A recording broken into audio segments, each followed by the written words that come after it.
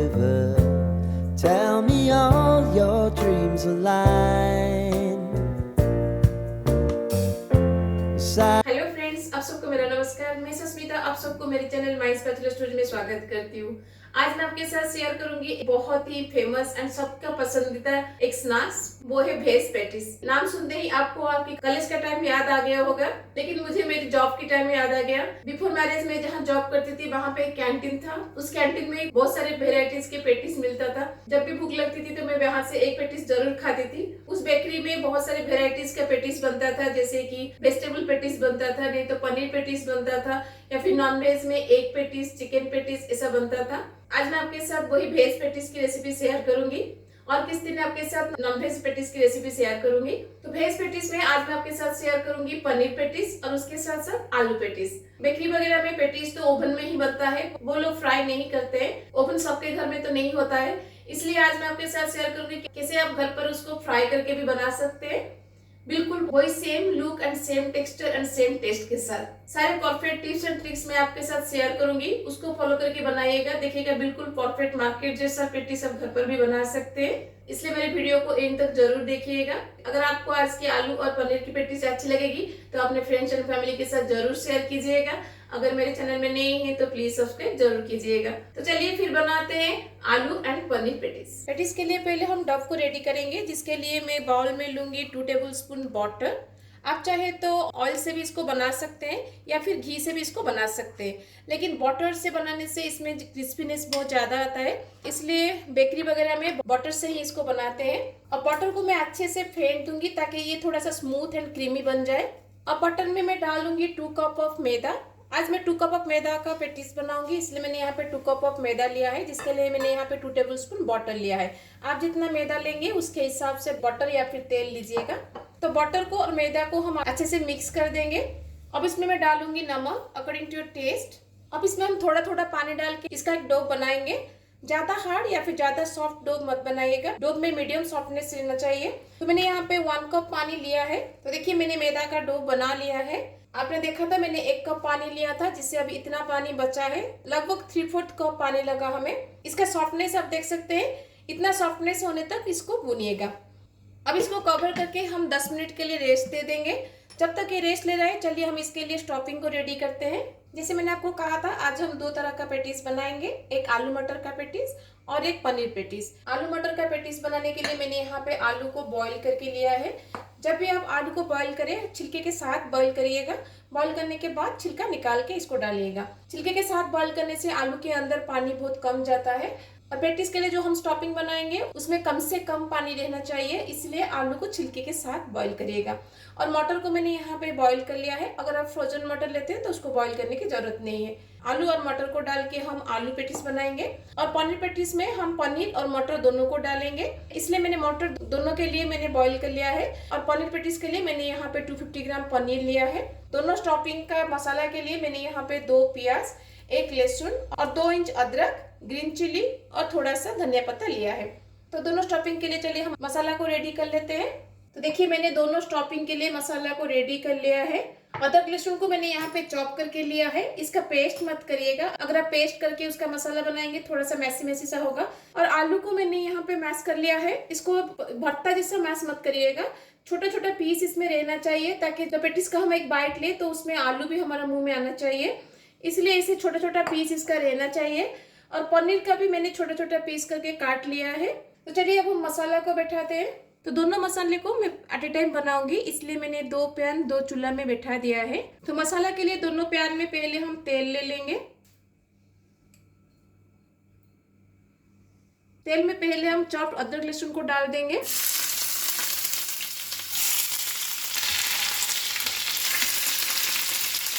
अदरक लहसुन को हम 10 से 12 सेकंड के लिए कुक करेंगे, ताकि दोनों का रॉ स्मेल जो है वो चला जाए। आप चाहे तो यहाँ पे लहसुन और प्याज को स्किप करके खाली आधा डाल के भी इसको बना सकते हैं। अदरक लहसुन को कुक करते हुए 10 से 12 सेकंड हो गया है। अब इसमें हम डाल देंगे प्याज और चॉप्ड ग्रीन चिली।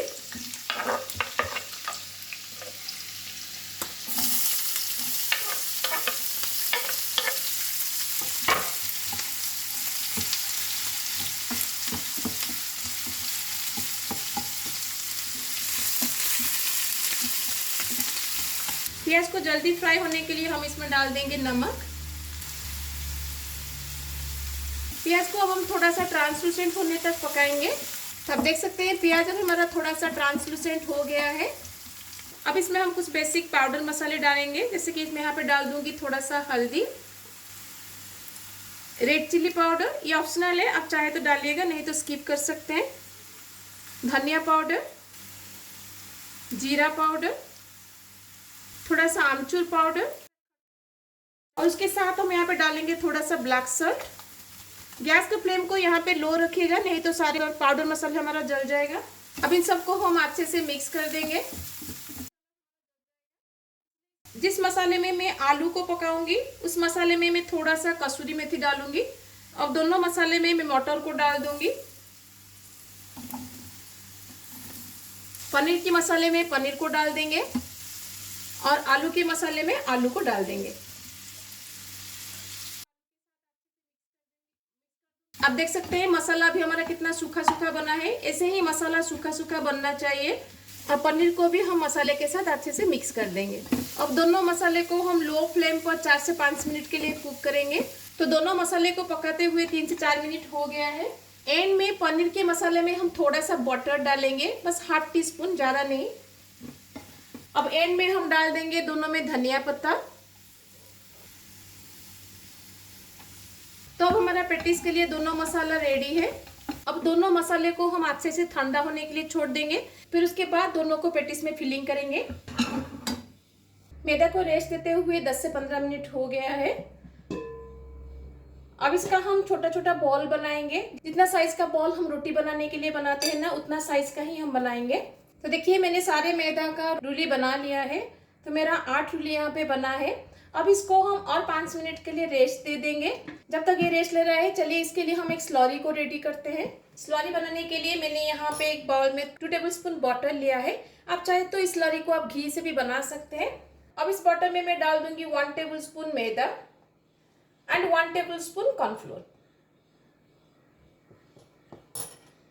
कॉर्नफ्लोर और मैदा को बटर में हम अच्छे से मिक्स कर देंगे।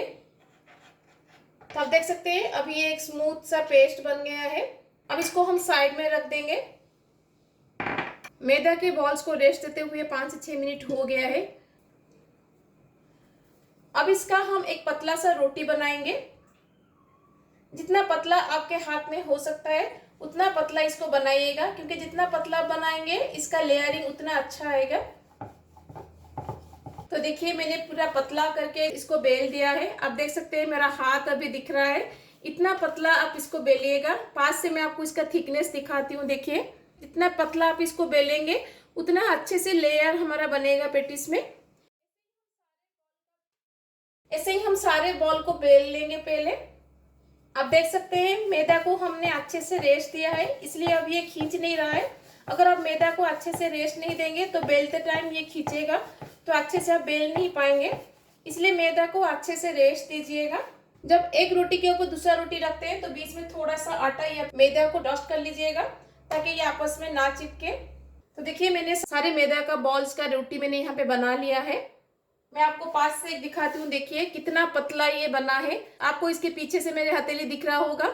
इतना पतला करके इसको बेलिएगा, क्योंकि जितना पतला आप इसको बेलेंगे उतना ही लेयर्स पेटिस में बनेगा। जितना मैदा हमने लिया था उससे मेरा 8 रोटी बना है। सो 8 रोटी से मैं 4-4 करके हम 2 फेज में पेटिस बनाएंगे। तो इस पेटिस को मैं किचन के प्लेटफॉर्म के ऊपर बनाऊंगी, क्योंकि पेटिस बनाने के लिए थोड़ा सा फ्लैट सरफेस चाहिए। इसलिए मैंने किचन के इस प्लेटफॉर्म को अच्छे से साफ कर लिया है। अब इसके ऊपर थोड़ा सा मैदा में डस्ट कर लूंगी।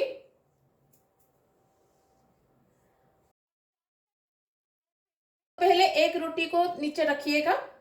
इसके ऊपर जो हमने स्लरी बनाया था ना, उसको हम थोड़ा सा डालेंगे। तो इस स्लरी को हम अच्छे से चारों तरफ इसको ग्रीस कर लेंगे। आप चाहे तो ब्रश से इसको ग्रीस कर सकते हैं, नहीं तो हाथ से भी इसको ग्रीस कर सकते हैं। तो देखिए मैंने अच्छे से इसके ऊपर स्लरी को ग्रीस कर लिया है। अब इसके ऊपर हम थोड़ा सा मैदा को डस्ट करेंगे। ज्यादा नहीं, थोड़ा सा मैदा डस्ट करिएगा और उसके ऊपर और एक रोटी को डाल दीजिएगा।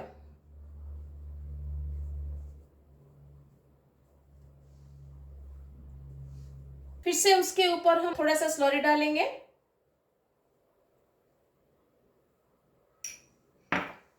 स्लरी को अच्छे से हम इसके ऊपर ग्रीस कर लेंगे। अब इसके ऊपर थोड़ा सा मैदा डस्ट करेंगे।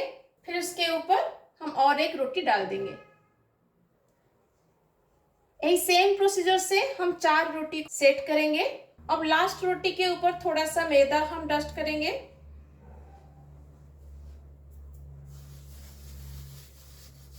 अब इसको हम थोड़ा सा बेल के और थोड़ा सा बड़ा साइज इसका बनाएंगे। तो जो एजेस है ना, उसको ज्यादा प्रेस करके मत बेलिएगा, नहीं तो लेयर्स अच्छे से फिटेंगे नहीं। पराठा का जो थिकनेस होता है ना, उतना थिकनेस होने तक इसको बेलिएगा। इवनली चारों तरफ इसको बेलिएगा, एक साइड मोटा एक साइड पतला मत करिएगा। अब इसके ऊपर मैं थोड़ा सा स्लरी को ग्रीस करूंगी, क्योंकि अब इसको हम फोल्ड करेंगे। अब इसको एक साइड से हम ऐसे फोल्ड करेंगे। तो फर्स्ट फोल्ड के ऊपर भी थोड़ा सा स्लरी हम लगाएंगे। अब जितना भी फोल्ड इसका बनाएंगे, हर फोल्ड के ऊपर थोड़ा सा स्लरी लगाकर ही इसका फोल्ड को बनाएंगे। और दूसरे साइड से फिर से हम इसे फोल्ड कर देंगे। अब इसके ऊपर मैं फिर से थोड़ा सा स्लरी लगाऊंगी।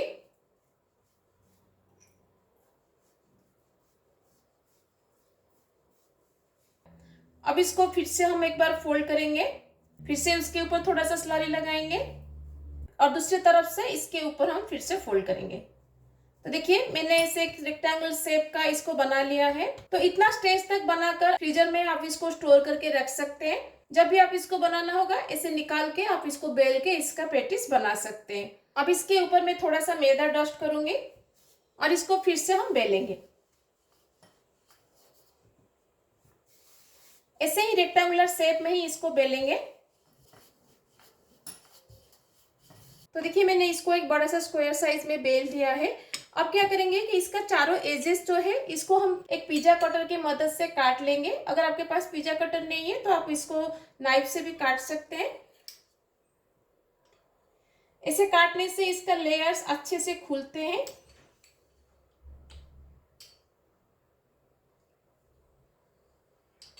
अगर आप इसको सीधा काट नहीं पा रहे तो आप इसको स्केल डाल के भी इसको काट सकते हैं। तो ऐसे ही चारों तरफ से हम एजेस को निकाल देंगे।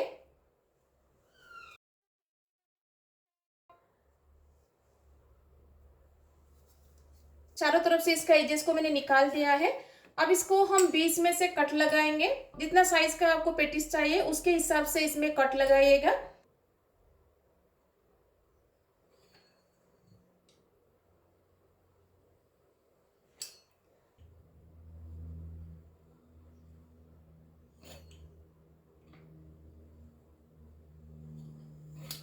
तो देखिए, मैंने इसको 9 पीस में काट दिया है।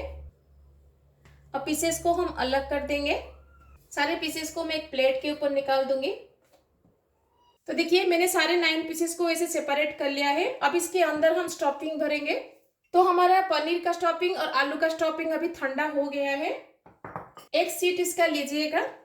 फिर उसके अंदर आप जो भी स्टफिंग देना चाहते हैं उस स्टफिंग को भरिएगा, लेकिन थोड़ा सा पोर्शन स्टफिंग का लीजिएगा। ज्यादा स्टफिंग इसके अंदर फिलिंग मत करिएगा, नहीं तो फ्राई करते टाइम ये बाहर आ जाएगा। अब चारों एजेस में हम थोड़ा सा पानी लगा लेंगे।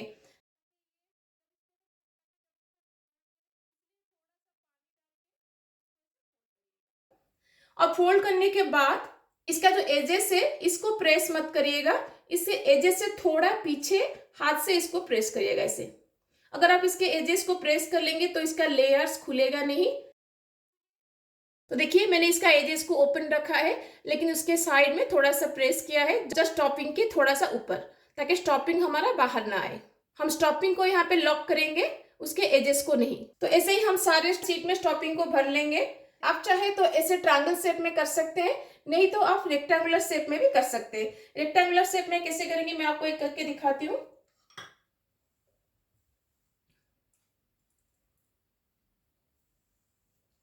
और इसका जो एज है, दोनों एज में थोड़ा सा पानी लगा लीजिएगा। फिर इसको ऐसे फोल्ड कर लीजिएगा। फिर स्टॉपिंग के चारों तरफ इसको प्रेस करिएगा। बॉर्डर को प्रेस मत करिएगा, बस स्टॉपिंग के चारों तरफ इसको प्रेस करिएगा ताकि स्टॉपिंग अंदर लॉक हो जाए और जब इसको हम फ्राई करें ये बाहर ना निकले। ऐसे ही आप रेक्टेंगुलर शेप में इसको बना सकते हैं। तो दोनों शेप में आपको जो भी कन्वीनियंट लगता है वो शेप में इसको बनाइएगा। ऐसे ही हम सारे शीट में स्टफिंग भर लेंगे। तो देखिए मैंने कुछ शीट्स को ट्रायंगल शेप में और कुछ शीट्स को रेक्टेंगुलर शेप में इसको स्टफिंग भर लिया है। तो चलिए अब इसको हम फ्राई करते हैं। पेटिस को फ्राई करने के लिए मैंने तेल बैठा दिया था। इसका टेम्परेचर अब हम चेक करेंगे। जितना टेम्परेचर में हम समोसा को फ्राई करते हैं ना, उतना टेम्परेचर में हम पेटिस को भी फ्राई करेंगे। इसलिए मैं छोटा सा टुकड़ा मैदा इसमें डाल के चेक करूंगी। आप देख सकते हैं अभी थोड़ा थोड़ा करके बबल ऊपर आ रहा है। इतना टेम्परेचर ही परफेक्ट है पेटिस को फ्राई करने के लिए। इससे ज्यादा हीट मत करिएगा ऑयल को। अब सारे पेटिस को हम इसके अंदर डाल देंगे। तो ज्यादा पेटिस एट ए टाइम मत डालिएगा, नहीं तो इसका लेयर्स खुलेगा नहीं। तो एक रेक्टेंगुलर का भी मैं डाल के खाती हूँ। ऐसे ही लो टेम्परेचर में ही इसको डाल के छोड़ दीजिएगा जब तक इसका लेयर खुल नहीं जाता है। आप देख सकते हैं चारों पेटिस अब ऊपर आ गए हैं। तो आप देख सकते हैं लेयर्स कितने अच्छे से खुल रहे हैं, है ना। एक निकाल के मैं आपको दिखा रही हूँ। देखिए लेयर्स कितना अच्छे से खुला है। जब ऐसे लेयर्स खुलना स्टार्ट हो जाएंगे ना, गैस के फ्लेम को हाई कर दीजिएगा ताकि ये अच्छे से क्रिस्पी बन सके। पेटिस जब ऐसे लाइट गोल्डन ब्राउन हो जाएगा ना, इसको निकाल दीजिएगा क्योंकि रहने के बाद भी इसका कलर और थोड़ा सा डीप हो जाएगा। इसको एक टिश्यू पेपर के ऊपर निकालिएगा ताकि जो भी एक्सेस ऑयल होगा वो ऑब्जर्व हो जाएगा। अगर आपके पास टिश्यू पेपर नहीं है तो आप कोई भी छन्नी के ऊपर इसको डाल दीजिएगा ताकि जो भी एक्सेस ऑयल होगा वो निकल जाएगा।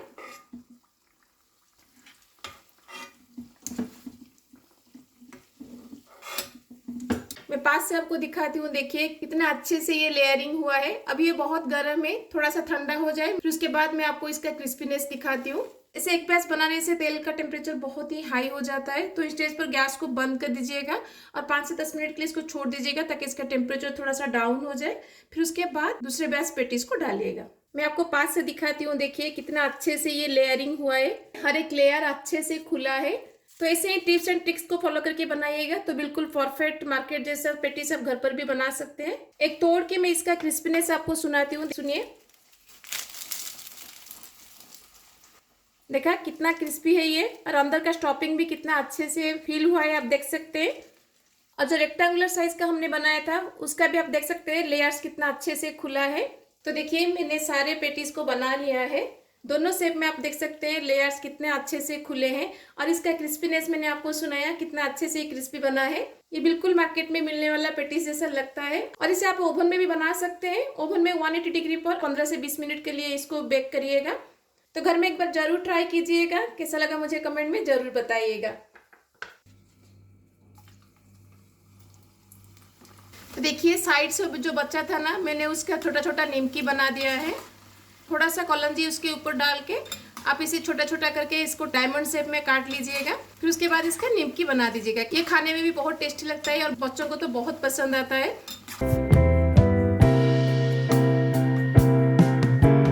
Life can get hard, so honey, if you need to cry,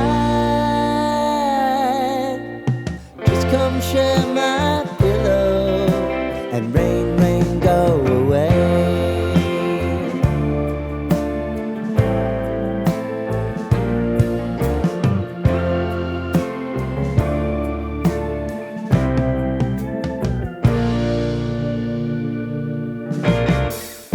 I wanna hear about everything you're ever. इस प्लेट को देखकर आपको भी मन कर रहा है ना खाने के लिए, तो घर में एक बार जरूर बनाइएगा। देखिएगा आपको अपनी बैचलर की टाइम याद आ जाएगा। बहुत ही कम खर्चे में बहुत सारे पेटिस आप घर पर बना सकते हैं। आपने देखा 2 कप मैदा से मैंने कितना सारा पेटिस बनाया। मार्केट में मिलने वाला पेटिस उतना हेल्दी नहीं होता है जितना घर पे बनाने से होता है। मार्केट में मिलने वाला जो पेटिस का जो स्टफिंग है आपको पता भी नहीं होगा कि वो कितना दिन पुराना स्टफिंग है। तो घर में एक बार जरूर ट्राई कीजिएगा। कैसा लगा मुझे कमेंट में जरूर बताइएगा। अगर अच्छी लगेगी तो अपने फ्रेंड्स एंड फैमिली के साथ जरूर शेयर कीजिएगा। अगर मेरे चैनल में नए हैं तो प्लीज सब्सक्राइब जरूर कीजिएगा।